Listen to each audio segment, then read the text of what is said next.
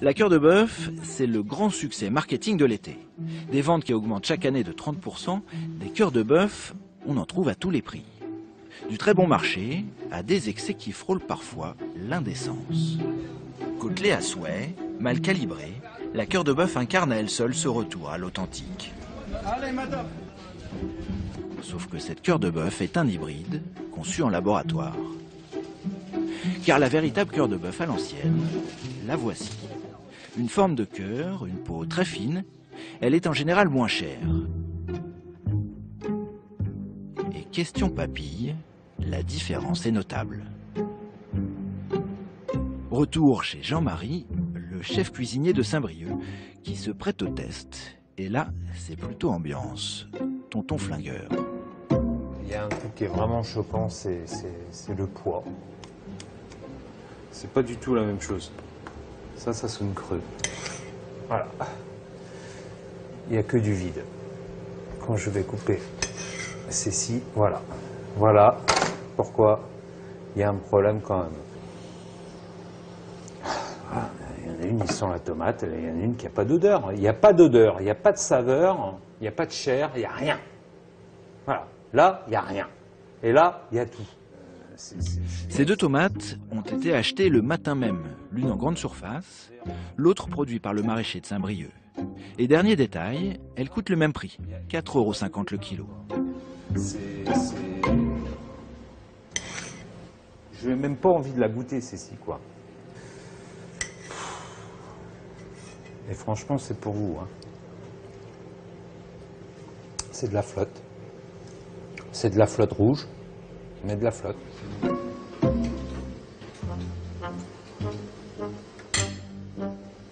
Bref, c'est goûteux, quoi. Il y a de l'acidité, il y a de la chair, il y a de la texture. Il y a tout dans ces tomates, il n'y a rien besoin là-dedans. Là, on y revient. On y revient, mais la colère monte. Mais quel est l'intérêt de vendre ça aux gens? Pourquoi? Pourquoi faire? Parce que c'est à la mode, parce qu'on parle de la cœur de bœuf, parce que y a des maraîchers qui se donnent du mal et qui ont mis cette tomate-là en valeur parce que c'est une belle tomate. Alors on va faire de la tomate intensive en disant, ben voilà, nous aussi on fait de la cœur de bœuf, mais on fait de la merde. Pour certains irréductibles comme Jean-Marie, la promesse de la tomate à haute valeur technologique est un leurre. En clair, pourquoi chercher à inventer ce que la nature nous offre? Nous sommes à Haverskerk, dans le nord de la France, à la 7e édition de la fête de la tomate. Ici, pas d'hybride, mais des variétés oubliées. Perdues pour beaucoup, mais pas pour ses passionnés. De véritables fêlés de la collection, prêtes à traverser la France pour une petite graine. L'Evergreen, ça t'intéresse? Ah, j'en ai, je peux t'en proposer. Et veux-tu de la Hans Ruby German Green? Oui, volontiers. Ah, j'ai découvert les vertes cette année, c'est un régal. C'est un régal. Bon, je te propose quoi, la rose de Berne? Veux-tu de la Lime Green? On dénombre près de 13 000 variétés de tomates différentes. Et même avec le retour en grâce de la tomate oubliée, on en trouve à peine 70 dans le commerce. Autant dire que pour ces collectionneurs un peu fous, cette aventure a encore de beaux jours. Comme les images à l'école, vous vous rappelez? On échangeait et là on fait ça avec les graines. Et vous êtes tous des amateurs, des passionnés, quoi, c'est ça? Ouais, tous, ouais. On est plus que passionnés, on est limite pathologique, je dirais peut-être. Il y en a qui sont bien plus atteints que d'autres. Ouais, il y en a, c'est un stade grave et je crois que c'est une histoire d'amour, et l'histoire d'amour ça s'explique pas. Ah, c'est bien. Ah, ça c'est beau quand tu parles comme ça. Il y en a qui jardinent la nuit, c'est pour vous dire, quoi.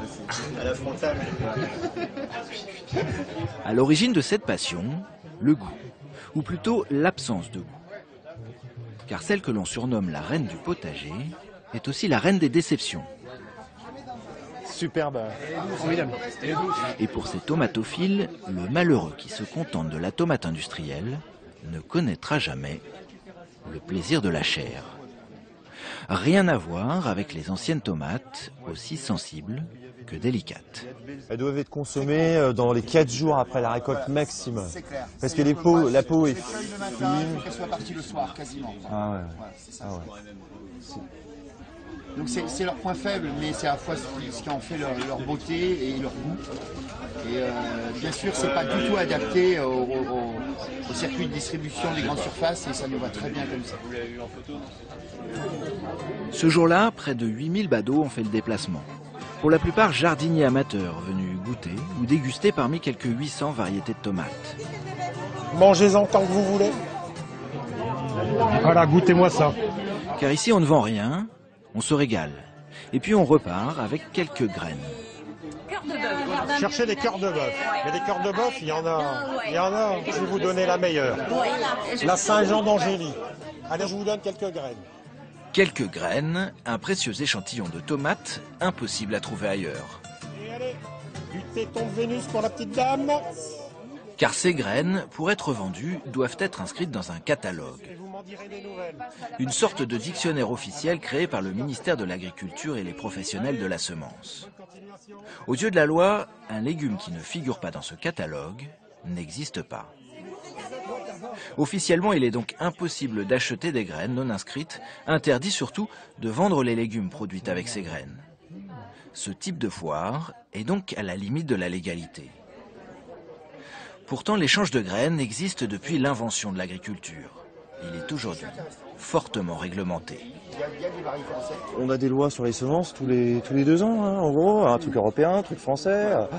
C'est infernal. Qui sont téléguidés par des lobbies. Nous on se sent, enfin, moi je me sens un petit peu agressé quelque part. Je veux dire, je me demande pourquoi on légifère sur mon hobby. Je veux dire, est-ce qu'on légifère sur les trains électriques? Je trouve ça incompréhensible. C'est vraiment qu'il y a des enjeux derrière.